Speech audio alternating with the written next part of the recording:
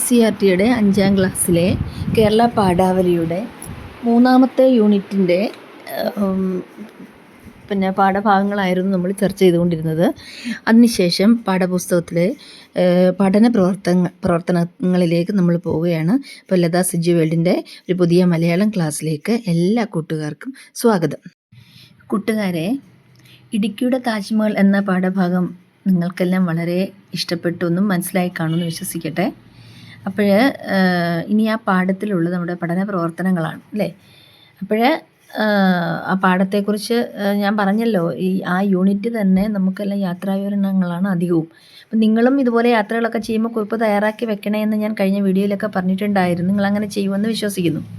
അപ്പം ഇടുക്കിയുടെ താജ്മഹൽ, അതായത് ആഗ്രയിലെ താജ്മഹൽ, ഷാജഹാൻ ചക്രവർത്തി പണിത താജ്മഹൽ കാണാൻ ആഗ്രഹിച്ച് അവസാനം തങ്ങളുടെ ജില്ലയിലെ തന്നെ അതിമനോഹരവും എന്താ പറയുക വളരെയധികം അത്ഭുതം ജനിപ്പിക്കുന്നതുമായ ഇടുക്കിയുടെ താജ്മഹൽ കണ്ടു. അതിൻ്റെ വിശേഷതകളുമൊക്കെ അഖിലിനെ പോലെയും അഖിലിൻ്റെ സഹോദരിയെ പോലെയും അഖിലിൻ്റെ മാതാപിതാക്കളെ പോലെയും കൂട്ടുകാർക്കും വളരെയധികം ഇഷ്ടപ്പെട്ടുവെന്ന് കരുതട്ടെ. ഇവിടെ രാജൻ എന്ന അഖിലിൻ്റെ അച്ഛൻ, അതായത് നമ്മൾ വ്യക്തി ചിത്രം പറയുകയാണെങ്കിൽ അദ്ദേഹം തങ്ങളുടെ കുഞ്ഞുങ്ങളുടെ ആഗ്രഹം സാധിപ്പിക്കാൻ വളരെയധികം ആഗ്രഹമുള്ള ആളും എന്നാൽ തങ്ങളുടെ സാമ്പത്തികാവസ്ഥ അതിന് ഉതകുന്ന അല്ലെങ്കിൽ പോലും മറ്റൊരു അത്ഭുതകരമായ കാഴ്ച, തങ്ങളുടെ ഒക്കിലൊതുങ്ങുന്ന ചിലവ് വഹിച്ച് മറ്റൊരു വളരെ അതിശയകരമായൊരു കാഴ്ച കാണിച്ചു കൊടുത്ത അച്ഛൻ അല്ലേ. അതുപോലെ തങ്ങളുടെ ജീവിത പ്രയാസങ്ങൾ കുട്ടികളെ ബോധ്യപ്പെടുത്തിക്കൊണ്ട് തന്നെയാണ് രക്ഷിതാക്കൾ ഇവിടെ എന്താ പറയുക മറ്റൊരു യാത്രയിലേക്ക് കുട്ടികളെ കൊണ്ടുപോയത്. ഈ പ്രയാസങ്ങൾ തിരിച്ചറിഞ്ഞ് സന്ദർഭത്തിൻ്റെ ഗൗരവം ഉൾക്കൊണ്ട് പ്രവർത്തിക്കുന്ന കുട്ടികളും ആയിരുന്നു അഖിലിൻ്റെ സഹോദരിയും അല്ലേ. യാഥാർത്ഥ്യബോധത്തോടെ തൻ്റെ ആഗ്രഹങ്ങൾ, ജീവിത ചുറ്റുപാടുകളോട് ഇണങ്ങുകയും തങ്ങളുടെ ഇല്ലായ്മയൊക്കെ മനസ്സിലാക്കുകയും ഒക്കെ ചെയ്ത്, എന്നാൽ ആഗ്രയിലെ താജ്മഹലിനെ കുറിച്ച് അവർക്കറിയാവുന്ന രീതിയിൽ ഒരു ചെറിയ കുറിപ്പും ആൽബങ്ങളും ആൽബങ്ങളും ഒക്കെ തയ്യാറാക്കാനുള്ള ആർജവം കാണിച്ച കുട്ടികളുമായിരുന്നു അവർ.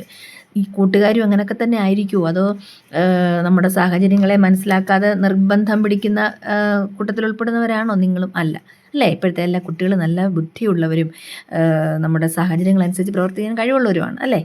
അപ്പോൾ ഇവിടെ അഖിലിൻ്റെ സഹോദരിയും മാതാപിതാക്കളും അടങ്ങുന്ന കഥാപാത്രങ്ങളായ ഈ പാഠം നമുക്കൊക്കെ നല്ല ഒരു മെസ്സേജ് കൂടി ഇവിടെ തരുന്നുണ്ട്. ഇനി നമുക്കതിൻ്റെ പഠന പ്രവർത്തനത്തിലേക്ക് പോകാം.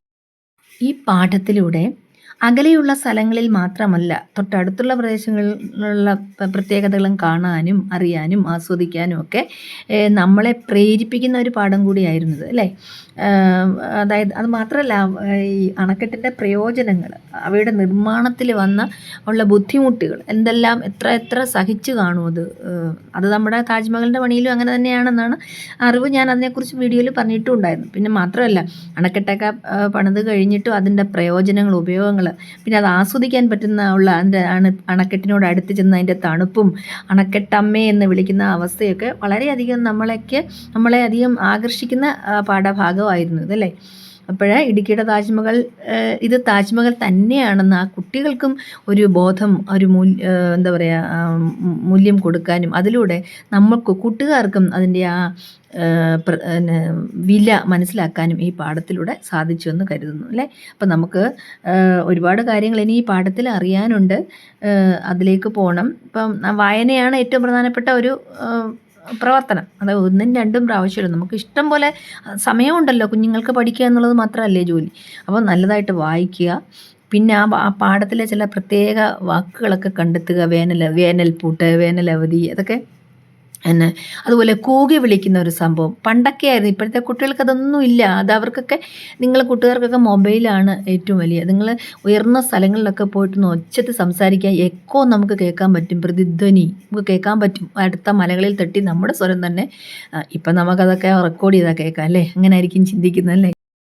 അപ്പോൾ പാഠവായന അത് മൗനമായിട്ടും വായിക്കാം, ഉറക്കെയും വായിക്കാം. എൻ്റെ ഒരു അഭിപ്രായത്തിൽ ചിലർക്കുള്ളൊരു കഴിവ് തന്നെയാണ് മൗനവായന. അതായത് വായിക്കുമ്പോൾ നമുക്ക് മറ്റൊന്നും ശ്രദ്ധിക്കാൻ പാടില്ല, വായനയിൽ തന്നെ മുഴുകിയിരിക്കണം. അത് എല്ലാവരെ കൊണ്ടും പറ്റുന്ന നല്ല രീതിയിൽ ഏകാഗ്രതയോടെ എന്ത് പ്രവൃത്തിയും ചെയ്യാൻ കഴിവുള്ളവർക്ക് മാത്രമേ അത് സാധിക്കൂ. എന്നാൽ കൂട്ടുകാരെ പോലുള്ളവർ അവരെന്ത് ചെയ്യണം, നമ്മൾ മറ്റ് ശ്രദ്ധ എങ്ങോട്ടും പോകാതിരിക്കാൻ ഉറക്ക വായിക്കുക. കേട്ടിരിക്കുന്നവർക്ക് കൂടെ മനസ്സിലാക്കുന്ന, എൻ്റെയൊക്കെ ചെറുപ്പത്തിൽ എൻ്റെ അപ്പൂപ്പനൊക്കെ പറഞ്ഞിട്ടുണ്ട്, ഒച്ചത്തി വായൊരു പെണ്ണേ എന്ന് പറയുന്നത്. എന്താ, അപ്പൂപ്പനും കേൾക്കാം, ആ പണ്ടത്തെ ആളുകളുടെ ബുദ്ധിയൊന്നും ഇപ്പോൾ ഉള്ളവർക്കില്ല. അവർക്കത് കണക്കൊക്കെ ആയാലും കൂട്ടിക്കിഴിച്ച് കണക്ക് പറയുന്നതിനൊക്കെ വളരെ മിടുക്കരായിരുന്നു പണ്ടുള്ള നമ്മുടെ അപ്പൂപ്പന്മാരൊക്കെ. ഇപ്പം നമുക്കതിനൊന്നീ കാൽക്കുലേറ്റർ വേണോ അല്ലെ വിരലെ പറക്കണം എന്നൊക്കെയാണ് കണക്ക് കൂട്ടുന്നത്. ഇതുപോലെ പാഠഭാഗങ്ങൾ ഒച്ചത്തിൽ വായിക്കുമ്പോൾ അവർക്ക് മനസ്സിലാകും. എന്തെങ്കിലും സംശയം ഉണ്ടെങ്കിൽ നമുക്കത് പറഞ്ഞു തരും. മാത്രമല്ല നമ്മുടെ ഉച്ചാരണങ്ങൾ തെറ്റുകൾ വായിക്കുന്നു എന്നൊക്കെ മനസ്സിലാകും. അപ്പോൾ മൗനവായനയും നല്ലതാണ്.